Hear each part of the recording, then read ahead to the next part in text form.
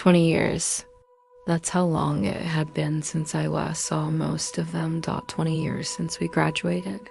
Since we promised to never lose touch, and then immediately forgot what we meant to each other. But when the invitation to our high school reunion showed up in my inbox, something in me clicked. Not nostalgia, really. More like a quiet obligation. Like something unfinished had started tugging at the edge of memory. The drive to my old hometown felt strange. Roads I hadn't taken in decades. Fields that looked smaller than they did in my memories. It was like the place had aged, but without me. About 10 minutes before I reached town, I saw someone walking along the roadside. At first, I thought I was imagining it. A man, maybe my age, wearing a dark jacket and old Converse sneakers, kicking dust as he walked. Then he turned and waved. Big smile. Familiar. Holy shit, I said out loud, slowing the car. Jacob? Jacob hauled. He'd been one of my closest friends in high school. The kind of guy who was always making stupid jokes and getting into harmless trouble. We hadn't talked in years. He jogged up to my window. No way, man, he laughed. You actually came. Same voice. Same dumb grin, just a little older, a little more tired. What are you doing walking out here? I asked. Oh, I live in the old neighborhood now. Just needed to stop by.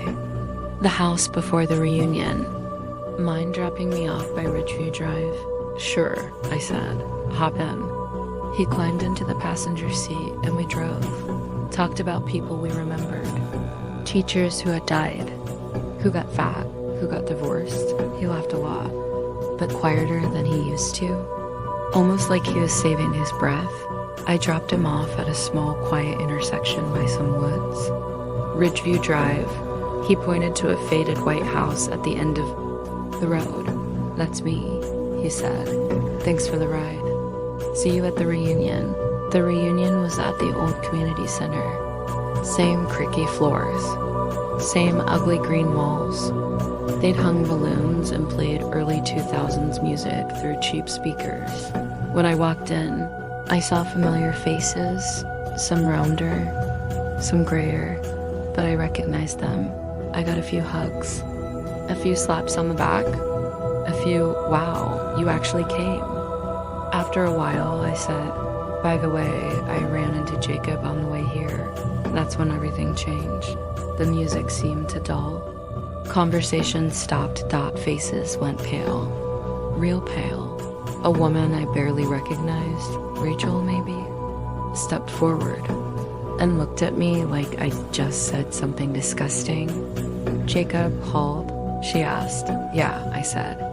He was walking near the turnoff by the woods. Said he lived around there now. Silence. Then someone pulled out their phone and showed me a photo of a yellow newspaper clipping. Local tragedy. Jacob hauled killed in fatal crash. 2018. I stared at it. Same face. Same name. The article said he died when his car flipped on. Sharp bend. On Ridgeview Drive. The exact road I had just dropped him off at. They brought me to a side table. Someone handed me a beer, but I didn't touch it. I was shaking. Rachel said gently, you're not the first. What?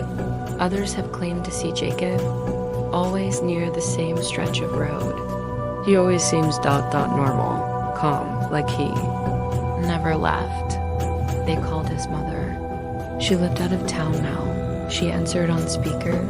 When I told her what I saw, her voice didn't tremble. She didn't sound shocked. She just said, that's where he died. Right before his birthday. He was on his way to the reunion planning meeting. You're the fourth one who's told me they saw him, gave him a ride even. He always asked to be dropped off at Ridgeview, and then he disappears. I didn't stay much longer. I said my goodbyes and left before dessert. Driving home, I passed that same intersection. I couldn't help but slow the car. No one was there. But for a split second in the rearview mirror, I swore I saw him standing near the woods, hands in his pockets, just watching me leave. I don't know why he keeps showing up. Maybe he doesn't know he's dead. Maybe he just wants to be part of the reunion. Maybe that road keeps pulling him back, or maybe he just misses the way things used to be.